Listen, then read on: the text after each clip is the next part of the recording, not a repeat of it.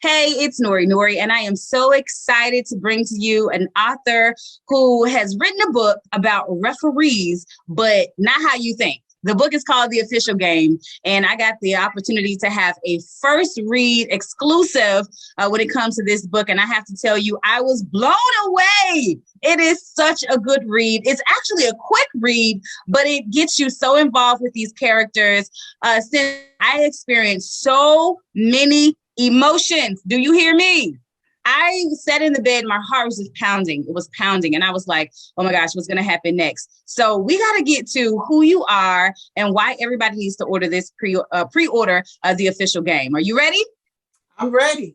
Okay. Well, I would love to get to know you a little bit more. So give me a bit of background about who you are and what made you decide to become an author. Well, of course, my name is Cynthia Echols-Kimble. I am currently residing in Arlington, Texas with my husband. We've been together for over 25 years. And the thing that made me wanted to become an author was mainly because this world has been a part of my life forever.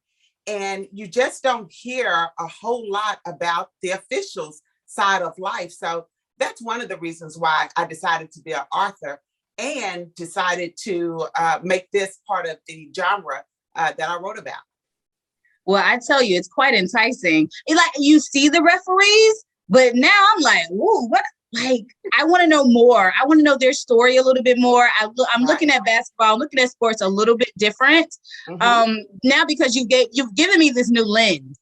So I'm just like, did he used to be? I'm Googling people, girl. I done Google some referees. I was like, what they doing with themselves? But so this book really, really does take you there. Now, I want to ask about your personal relationship with basketball. Did you play at any time? Were you All-American? You know, people call me All-American. And not because I was an All-American for real, but because I played in middle school for a little bit. That's all I got. So that's basically my extent of basketball was in middle school. So I did not play in high school, college, or any of that. But basketball has been my life.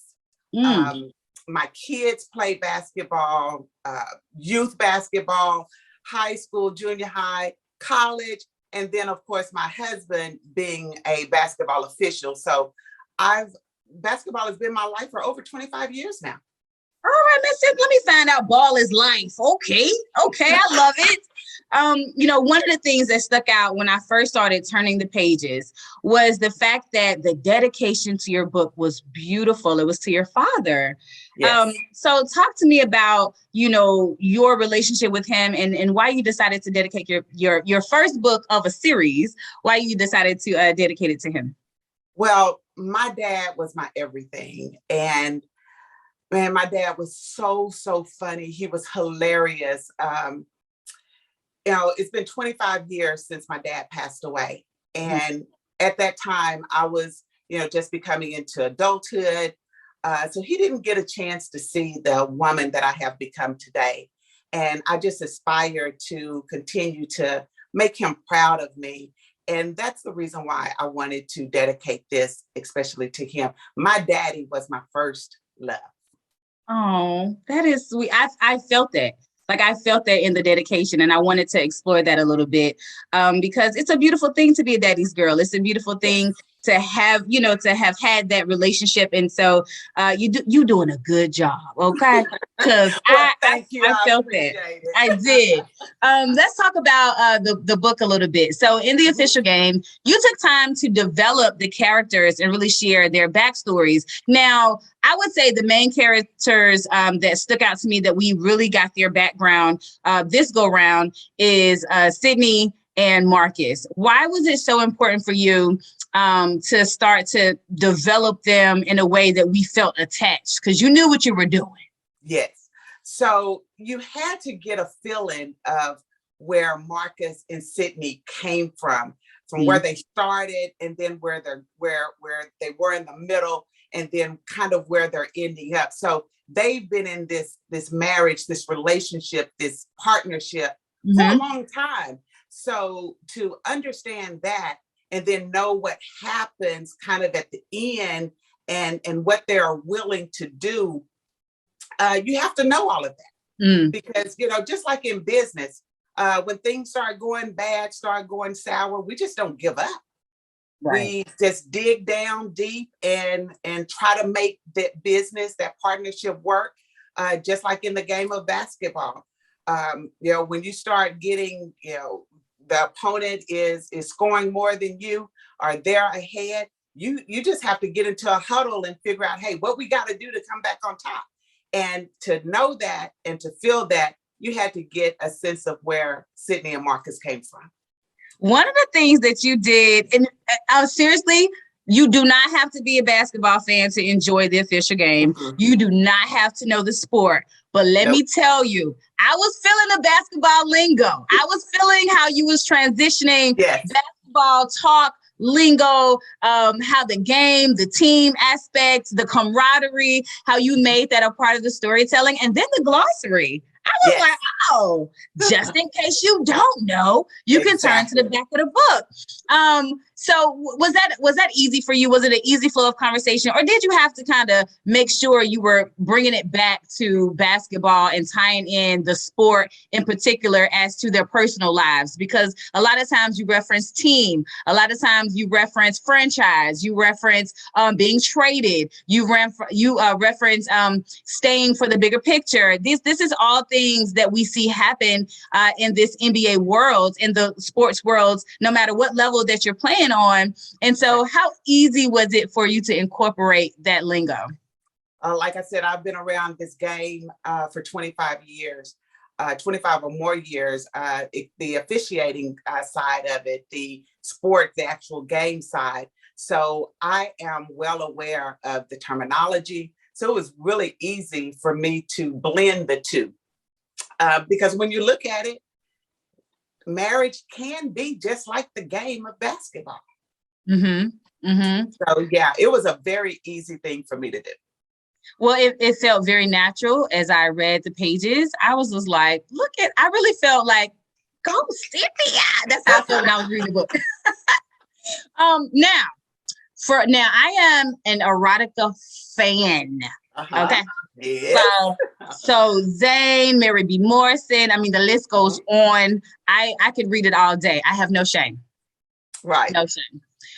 So, there is an erotic undertone to the story. It's great to read. It's great to imagine. Were you nervous about the sex scenes and about getting too explicit? Because I wanted more. I was like, you giving it, but like. Yes. So yes, I was very nervous about that. Mainly because when I told my mother that I was going to be writing a book, she was like, oh, I got to read it. I need to know somebody's got to get this book for me. I need this book. So knowing that my mother, my former pastor, other family members, they were going to be reading this, I thought about, those sexual scenes a lot. But that's all a part of marriage. Okay. God gave us that, to utilize within our marriages. So, you're doing those things together. And, I just went for it. I wanted to give a little bit more, but I think I gave just enough. I gave it just enough for you to think about it, for you to imagine what's really going on between those sheets. It was a good tease. It was a good tease. I was just like, I'm reading, I'm like, yeah. All right. I see what you're doing. Yeah. No, it was really good. Now, again, this is a part of a 3-part series. So do you think book 2 and book 3 are going to get a little more freaky deaky? Oh, yeah. You're going to have to read them. You're going to have to get them because, yes, it does get a little bit more explicit. I was a little bit more comfortable after I finished the first one. And I read through it a couple of times and I'm like, it's not that bad. We also had chose some reviewers to review the book. And even though they liked the sexual scenes, they also wanted more. So I'm a little bit more comfortable with giving more. How did I get here? Mother, how did I get here? So yes, you will get a lot more in books Oh, 2 good. and definitely in book 3. Well, let me tell you, book 1, The Official Game, you delivered though. Like it was good, it was steamy, it was to the point. I was just like, first of all, honey, who Marcus? I'm like, I bet Marcus fine. I bet he's fine. Even Leah thought Marcus was fine. Marcus is a good-looking man. He is a good-looking man.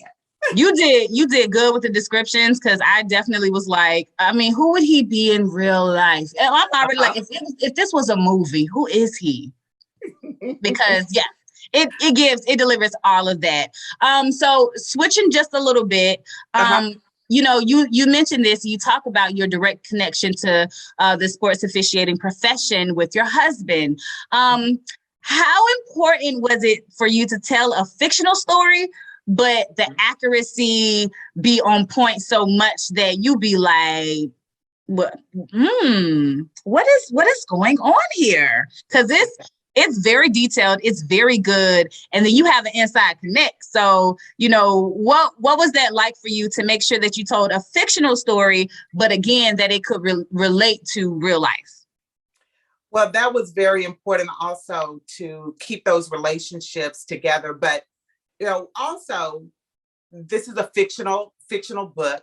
So the life of sports officials are not as drama filled as Sydney and Marcus's life. Okay. Each reader, every reader, and especially those readers of the sports officials, they will be able to relate a whole lot, because season coverage of what sport the official is a part of. During that season, the husband, he's gone most of the time. So it's almost like you are a single parent during those years. The husband, he misses so much of the kids' activities. You just kind of feel like a single parent. So that's the real life of this situation. And those readers, like I said, especially those of sports officials, will definitely understand where I'm coming from in that book, and will be able to relate and see, hey, she's right. This is how we feel. Yeah. So, of course, I have to ask, you can defer, you can, say, girl, it's none of your business. But I mean, was this a combination of true stories that you may have heard throughout the years? Little pillow talk with your boo? You want me to give up some stuff, Lori? You want me to give up some stuff, but I will say it's a combination of many things. But most of all, it is just my imagination of the things that could happen to any spouse, to any married couple, especially when they are away from one another for months at a time. So, this is just not what happens in the lives of sports officials. This can happen to anyone. That's what makes this book so real. Well, it is very real. It sounds like you ripped it from the headlines. When we think of Tristan Thompson and Khloe Kardashian, when we think of, Dwayne Wade and his break baby, like these are NBA players that are on the road, and they are dealing with real people, real women. They are making real connections with people, and children are conceived. And so even outside of children being conceived, the wanting to have a companion when you're away. Exactly. And so, when I hear these headlines, I couldn't help but connect it to the book, because I was like, OMG. But the officiating side, the referee side of things that you don't hear, that don't make the headlines. Right. So when you hear these kind of salacious headlines, and you are a writer, how does that motivate you to kind of tell your stories when you see these real life situations play out? Well, it motivates me in a way to, just kind of put it out there. It happens. You hear about it, like you said, from the players. You hear about it even from the coaches. But when do you ever hear about the official? You know, Right. the official is almost invisible. They are invisible on the court. When you call a perfect game, you should never notice the official. And that's kind of the way it is, even off the court. But you just never hear about the official side of the story and what he and his family goes through. You just never hear those things. And they do have a side as well. Not always bad either. Yeah, exactly. You are being a wonderful voice. You said something that really stuck out to me, is this, to make sure that you are, telling their stories and telling their side with each of the characters that is in the official game. You made them relatable, whether you like them or not. Yes. You made them very relatable. Was this by design? Were you intentional with having these characters, a piece of them connect with the readers? So tell me, would you like a book that these characters mean nothing? You can't relate them to anyone? No, someone wants to read about characters who they can relate to. They have a friend, they have a relative, someone. Every person that reads this book is going to be able to relate to Marcus, to Sydney, to Leah, to Wanda, to any of those guys. They're going to know someone like them or situations that they've been through. And again, that's what makes it so real, because you're going to know someone. You can imagine this happening. If it hasn't already happened to someone or in someone's life before. How important was it to you to humanize the life of a referee? Because again, like you said, when they call a perfect game, it's like, all right, and everybody's focused on the players, the coaches, the post-game interviews, and the laughs with the celebrities. And they do sometimes are like ghosts in the background. But as soon as it's a call that don't nobody like, everybody's like pointing at the referee and mad at the referee. So how important was it for you to really make sure that they are humanized? That was very important. Also, again, my husband is an official. Like I said previously, they are overlooked. No one goes to a game to go see the official. How many officials do you know by name? Probably none. So they're overlooked. How many movies, how many books have you read that where the official is the main character? You haven't. Not until the official game. This is where you got to get this. At least there hasn't been a movie or a book that I have read or that I know of. But that is what you would get out of the official game. The official will be the star, and his home team are the co-stars. Well, let me tell you, I enjoyed your words. They came to life off the page. It really was, I felt very accomplished when I finished reading your book. I was just like, yes, okay. And like everything made sense. I want to say thank you for the goodie bag, the goodie box. Everything was on point. It was good, from the whistle keychain to the pen, to, marking my pages. I don't want to miss nothing, or, things that stand out to me within the official game. It was really, really good. Now, you decided to tell this story in 3 parts, a 3-part series. Yes. I'm vested in these characters now. I'm ready for part 2 and part 3. But right now, we're going to focus on part 1. Yes. What can we do to get the book? When is the official release date? How are we making sure that avid readers like myself get the official game? So you can pre-order now, and those books will be mailed out the end of this month. So that's in the very near future. You can pre-order at www.theofficialgamebooks.com. When you pre-order, you will get an autographed copy from me.